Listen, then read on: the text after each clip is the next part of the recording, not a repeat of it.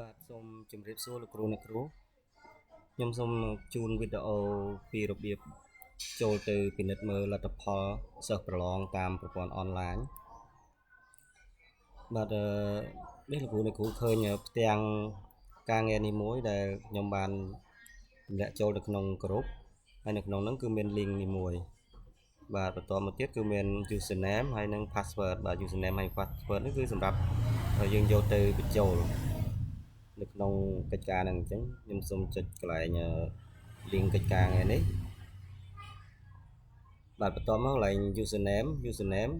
ដោយសារខ្ញុំធ្លាប់ log ចូលហើយខ្ញុំ save ទុកអញ្ចឹងវាជាប់នៅកន្លែងទៅហ្នឹងអញ្ចឹងបើលោកគ្រូទៅតែចាប់ដើមចូលទេលោកគ្រូអាចវាយបញ្ចូលមកបាទវាទៅចូលពាក្យ teacher ឬក៏លោកគ្រូមក copy កន្លែងទៅនេះបាទដាក់ mouse ទៅនេះមក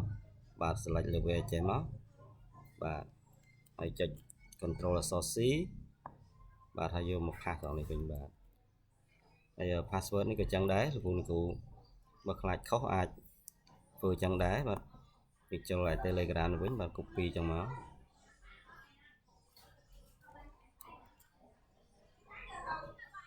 បាទសូមបញ្ជាក់ដែរ password និង username ហ្នឹងសូមបើសរសេរសូមសរសេរជាអក្សរតូចទាំងអស់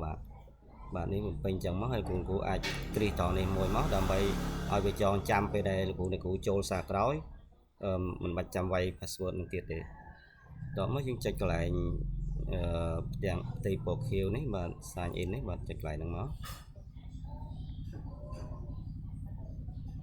បាទនេះជាផ្ទាំងការងារដែលលោកគ្រូត្រូវពិនិត្យមើលអញ្ចឹងលោកគ្រូចង់មើលលទ្ធផលសិស្សប្រឡង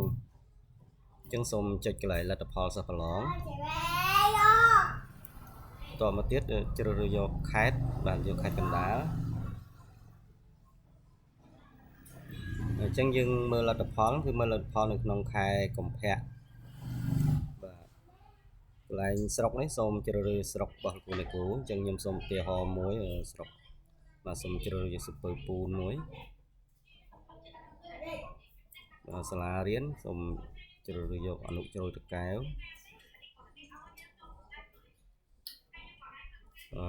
កម្រិតថ្នាក់អញ្ចឹងយើងជ្រើសរើសយកថ្នាក់ទី7មួយចុះបាទកន្លែងបន្ទប់នេះបាទជ្រើសរើសមកបើលោកគ្រូមានច្រើនបន្ទប់បាទជ្រើសរើសតាមនឹងបាទអញ្ចឹងខ្ញុំជ្រើសរើសយកបន្ទប់អញ្ចឹងបន្ទាប់ពីនឹងហើយកន្លែងភេទកន្លែងនិទេសនេះលោកគ្រូអាចនឹងជ្រើសរើសគឺមិនឬក៏មិនបាច់ជ្រើសរើសក៏បានដែរលោកគ្រូបាទអញ្ចឹងនេះគឺជាលទ្ធផលប្រឡងដោយសារនៅខែកុម្ភៈហ្នឹងយើងអត់ទាន់ប្រឡងទេយើងនឹងរៀបចំការប្រឡងនៅថ្ងៃទី28អញ្ចឹងអត់ទាន់មានការប្រឡងទេអញ្ចឹងយើងទៅមើលនៅខែមករាអញ្ចឹងខ្ញុំសូមទៅមើលខែមករាដោយសារសាលាខ្ញុំថ្ងៃមុនខ្ញុំបានឲ្យសិស្សគាត់ចូលទៅប្រឡងសាកល្បងបាទនេះនៅខែមករាគឺគាត់មានពិន្ទុបាទមានលទ្ធផលបាទនេះជាពិន្ទុរបស់គាត់អញ្ចឹងមួយទៀតដើម្បីទាញយកពិន្ទុនឹងយកទៅប្រើប្រាស់ធ្វើចំណាត់ថ្នាក់លោកគ្រូចុចកន្លែងពាក្យថាទាញយកនេះបាទទាញយក CSV នេះបាទចុចកន្លែងហ្នឹងមកឬក៏ទាញយកជា PDF ប៉ុន្តែបើយើងទាញយកជា Excel នេះស្រួលជាងលោកគ្រូបាទអញ្ចឹងចុចកន្លែងទាញយកមកបន្ទាប់មកវានឹងលោតនៅខាងលើនេះកន្លែងសញ្ញាព្រួយនេះដែលគ្រូអាចចុចសញ្ញាព្រួយនេះក៏បានក៏ឃើញលទ្ធផលដែរបាទនេះបាទអញ្ចឹងយើងចុចបើកមក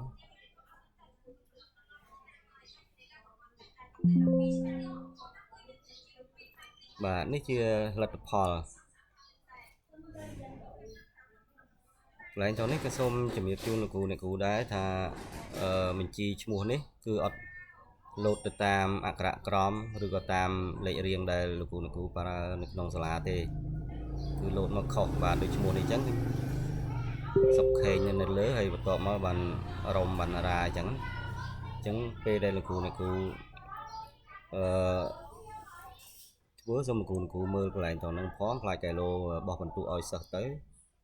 ពេលដែលគ្រូ copy តែបន្ទុកនេះយកទៅដាក់នៅក្នុង កម្មវិធី Excel ដែលលោកគ្រូបានរៀបចំរួចហើយវាអាចនឹងខុសបាទអញ្ចឹងកន្លែងដល់ហ្នឹងសូមគ្រូពិនិត្យខ្ញុំសូមចូលទៅប្រព័ន្ធវិញហើយមួយទៀតនៅពេលដែលយើងចង់ជ្រើសរើសថ្នាក់ផ្សេងទៀតគឺចុចកន្លែងជ្រើសរើសថ្នាក់ហ្នឹងដដែលបាទចុចកន្លែងជ្រើសរើសបន្ទប់ហ្នឹងហើយចុចគ្រប់បន្ទប់បាទបន្ទាប់ពីហ្នឹងមកគ្រូអាចជ្រើសរើសទៅបន្ទប់ផ្សេងទៀតបានហើយបន្ទប់ B អីចឹងទៀតបាន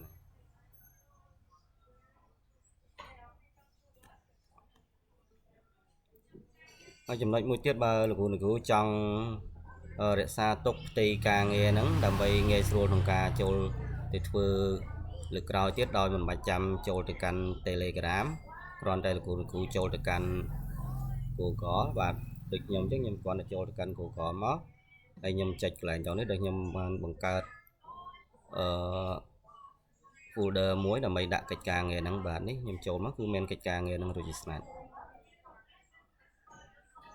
បាទអញ្ចឹងលោកគ្រូ